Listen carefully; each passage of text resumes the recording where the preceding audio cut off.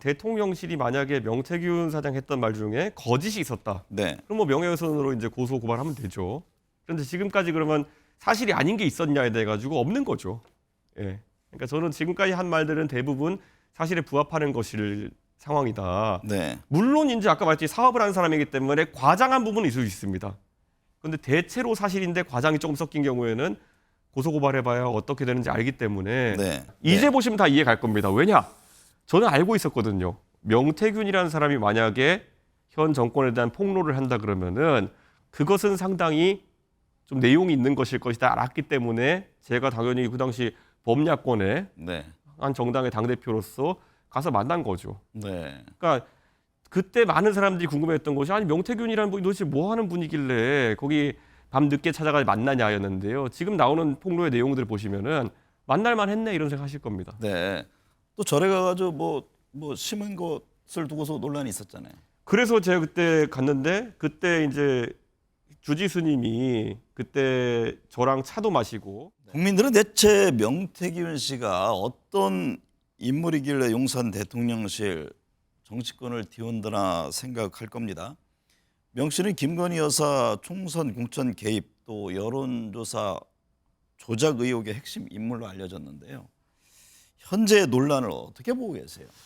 저는 제가 이 파문이 터졌을 때부터 제가 아는 부분에서 다 항상 사실대로 얘기를 했거든요. 네. 그래서 저는 뭐 제가 명태균 사장도 아는 관계이고 무엇보다도 처음에 이제 텔레그램 캡처 메시지를 제가 이제 열람했다는 것이 밝혀졌기 때문에 제가 얘기했던 것이 그런데 그 내용 보면은 공천 개입이라고 확신할 정도의 내용이 있는지는 모르겠다. 공천에 대한 얘기가 있지만은 네. 근데 그때 그 당시 야당이죠. 민주당에서는 계속 그걸 밝혀라. 제가 밝혔는데도 밝혀라 이렇게 하면서 공천 개입이어야만 하는 것처럼 이제 몰아갔거든요. 네. 지금 JTBC 기자가 그걸 열람한 다음에 보도한 내용을 보면은 사실 공천 개입을 했다까지는 아닌 상황. 그러니까 도와줄 수 있는 게 없다 정도의 그런 메시지였던 걸 드러나는데요. 지금 모든 게 마찬가지입니다. 네. 왜냐하면 저는 여기에 대해서 항상 알고 있는 대로 그리고 또 정확하게 이야기를 하는데 이미 민주당이나 아니면은 그런 탄핵을 바라는 쪽 이쪽에서는 결론을 정해놓고 움직이는 겁니다. 네. 그렇기 때문에 이게 계속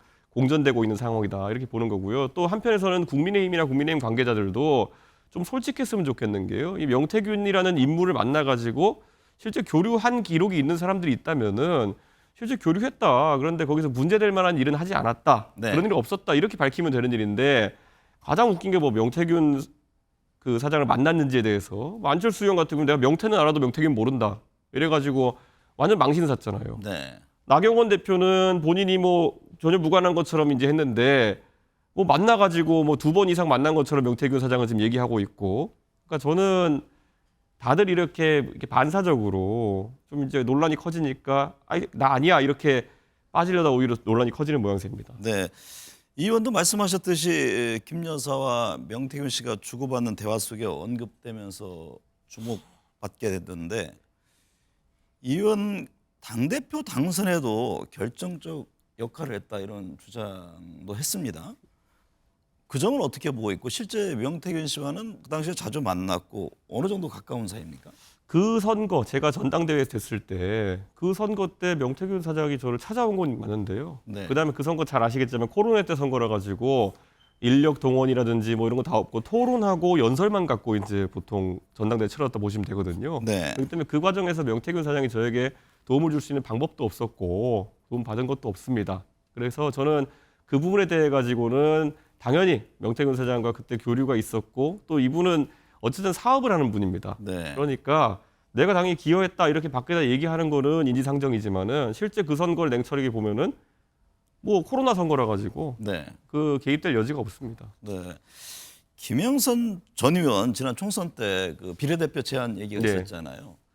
당시에 그거 외에는 어떤 추가적인 제안 이런 건 없었습니까? 없었습니다. 그때 그러니까 제가 그러면 지금 와서 많은 사람들이 왜 그럼 명태균이라는 사람을 제가 만나가지고 실제 찾아가서 그럼 만나게 됐느냐. 이제 네. 보시면 다 이해 갈 겁니다. 왜냐? 저는 알고 있었거든요. 명태균이라는 사람이 만약에 현 정권에 대한 폭로를 한다 그러면은 그것은 상당히 좀 내용이 있는 것일 것이다 알았기 때문에 제가 당연히 그 당시 범야권의 네. 한 정당의 당대표로서 가서 만난 거죠. 네. 그러니까 그때 많은 사람들이 궁금해했던 것이 아니 명태균이라는 분이 도대체 뭐 하는 분이길래 거기 밤 늦게 찾아가 만나냐였는데요. 지금 나오는 폭로의 내용들을 보시면은 만날만 했네 이런 생각하실 겁니다. 네. 또 절에 가가지고 뭐 심은 것을 두고서 논란이 있었잖아요.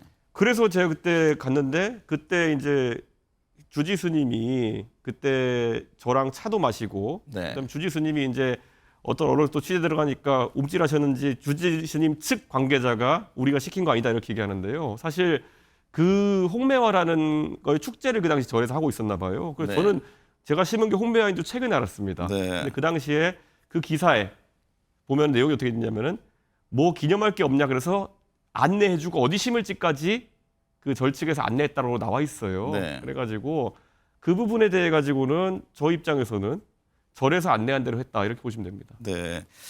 김 여사와 명 씨가 주고받은 그 공개된 대화 내용에서 오빠라는 표현에 대한 논란이 있습니다. 대통령실은 친오빠라고 했고 일각에서는 대통령을 일컫는 건 아니냐 이런 의혹을 제기하고 있는데요. 이 의원이 보는 시간은 어떻습니까?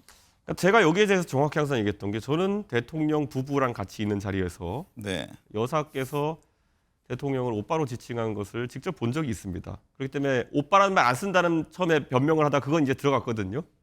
자, 그리고 진중권 교수도 마찬가지로 똑같은 경험이 있다고 이제 증언했거든요. 자, 그러면 그 대화의 맥락에서 오빠가 누구냐가 이제 중요해지는 건데 그 대화에 제가 등장합니다. 네. 그런데 이제 대통령실의 해명이라고 하는 것은 친오빠다. 그러니까 김진우 씨라고 알려진 김건희 여사의 친오빠다 이렇게 돼 있는데요. 그럼 제가 이제 궁금한 거는 저는 김진우 씨를 모릅니다. 네. 그분이라 그런 분이 있다는 건 들어 알았지만은 그분과 통성명한 적도 없고 대화해 본 적도 없고 그러면은 왜 거기에 저를 만나면 모든 게 해결될 겁니다라는 얘기가 나오나요? 저는 네. 그 친오빠라는 사람을 알지 못합니다. 네. 그러니까 저는 지금 해명은 전혀 그 상황에 들어맞지 않는다 네. 이렇게 봅니다. 2022년 3월 대선을 열흘 앞두고 윤석열 당시 후보에게 보고하기 위해 여론조사를 매일 했다는 주장과 함께 이 여론조사 비용을 둘러싼 논란이 있습니다.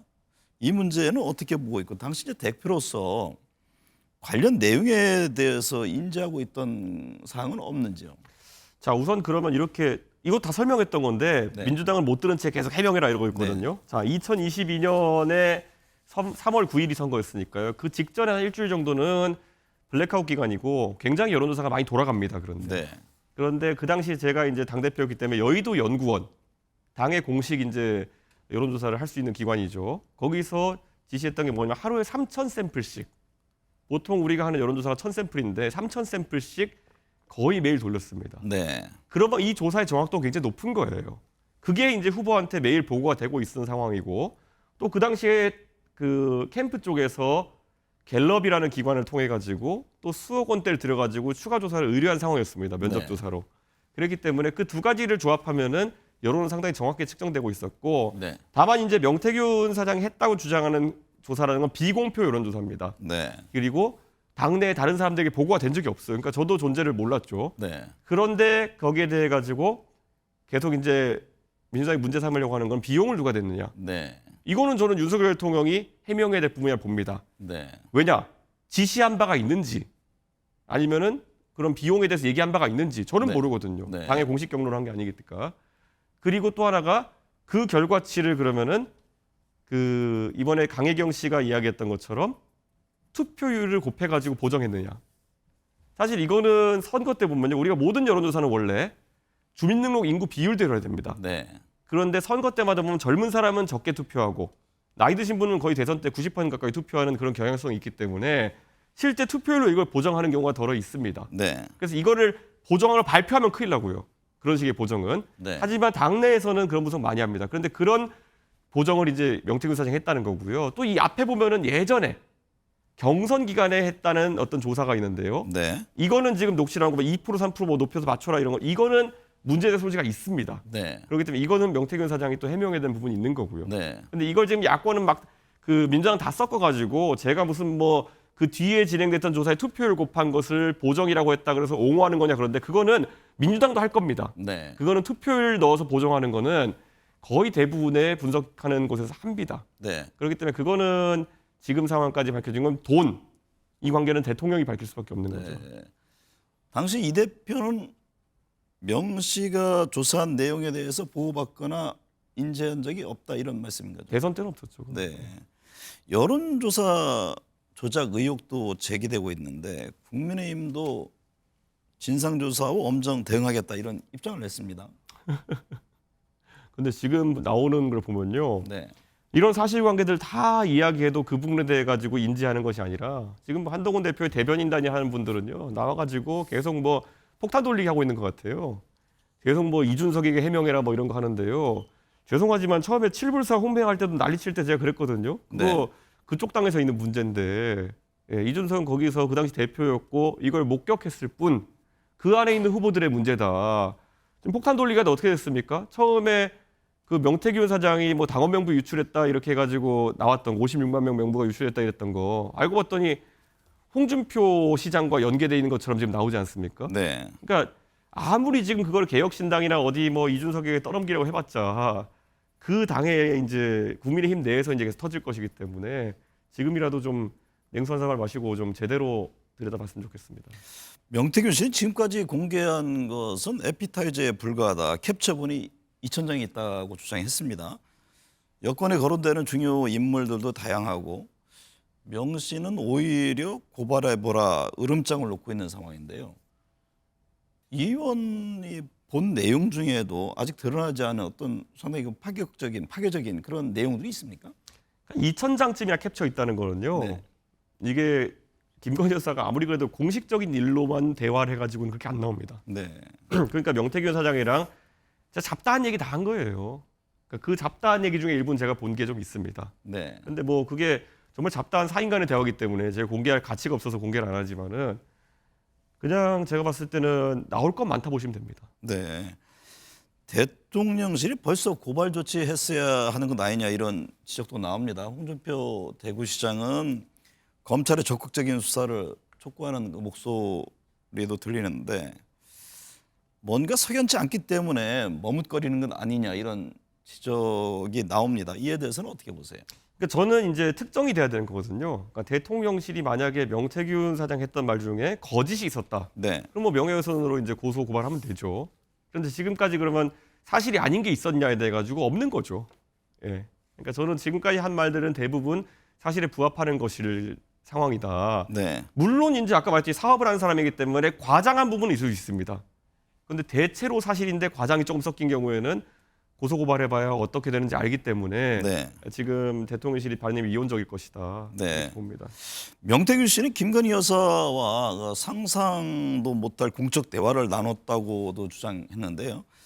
뭐 창원 산업단지 기획 얘기도 나온 바 있고 이 의원께서 보시기에 명 씨는 킹메이커입니까? 아니면 허풍쟁이 사기꾼입니까?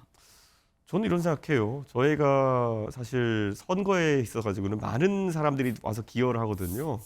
그런데 명태균 사장은 제가 어느 방송 나가서 공개하는 것처럼 사람과 사람을 잇고 사람과 사람 사이 메신저 역할을 하는 것은 꽤 열심히 했습니다. 네. 그래가지고 내용을 전달하고 답을 받아오고 이런 건 열심히 했거든요. 그러다 보니까 잘 보세요.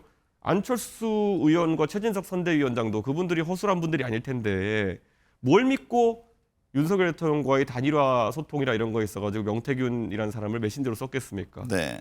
어느 정도 윤석열 대통령이 신뢰를 보여준 부분이 있었겠죠. 네. 그래서 지금 명태균 사장이 증언하는 바로는 아니다 최진석 교수가 이제 증언한 바로는 본인이 이제 이 사람을 만나가지고 뭐 하는 사람이냐 했는데 갑자기 10분 뒤에 윤석열 후보가 전화 올 겁니다. 근데 진짜 전화가 왔대잖아요. 네. 그러니까 어느 정도 윤석열 대통령이 실제 명태균이라는 사람에게 어떤 역할을 부여했던 건 있다라는 거를 먼저 인정하고 그 다음에 대응을 했었어야 되는 건데 네. 완전 이제 허풍쟁이 사기꾼으로 보니까 명태균이라는 사람 입장에서도 당연히 나 사기꾼이 아닌데 이렇게 증명할 수밖에 없는 거죠. 네. 그러니까 저는 대통령실에서 총체적으로 타조 머리박기식 대응을 하다가 망한 거다 이렇게 좀 보여집니다. 당시 윤석열 후보와 안철수 후보 간의 후보 단일화에도 결정적인 역할을 했을 것으로 보시나요? 어쨌든 그래서 만나서 이야기했고 네. 제가 알기로는 복수로 만나서 얘기했습니다. 네. 여러 번 만나서 얘기했습니다. 그러면은 뭔가 얘기가 오갔던 것이겠죠. 한 번 만났는데 별거 없으면 다시 안 만나거든요. 네. 저는 그게 첫 번째고 두 번째. 자, 보시면은 그때 안철수 대표와의 단일화에 가장 적극적으로 반대했던 사람이 접니다. 네. 저는 안철수 단일화 계속 반대했거든요. 그러면 이제 보시잖아요. 그럼 자, 안철수와의 단일화라는 역할을 가지고 명태균이라는 사람이 일을 했다 그러면은 그것이 이준석과 함께하는 일이었겠느냐 아니면은 대통령과 함께하는 일이었겠느냐. 네. 당연히 대통령이 역할을 준 거겠죠. 네. 그러니까 애초에 국민의힘이 이거 퍼즐을 잘못 맞춘 게요. 그 대통령실도 그래. 처음에 보면 해명이 뭐였냐면은 이준석이 명태균을 데려가서 만났다. 거짓말이죠. 이미 드러났지만은. 자, 이준석과 명태균이 같이 일하는 사람이다. 거짓말이죠. 왜냐 그러면은 왜 단일화 관련해서 작업을 했겠습니까? 이준석은 철저하게 단일화 반대로 혼자였는데. 네. 그러니까 이거 하나하나마다 백일화에 드러날 거짓말들을 대통령실이 했던 겁니다. 네. 이 정치적 파장은 어디까지 갈 것 같습니까?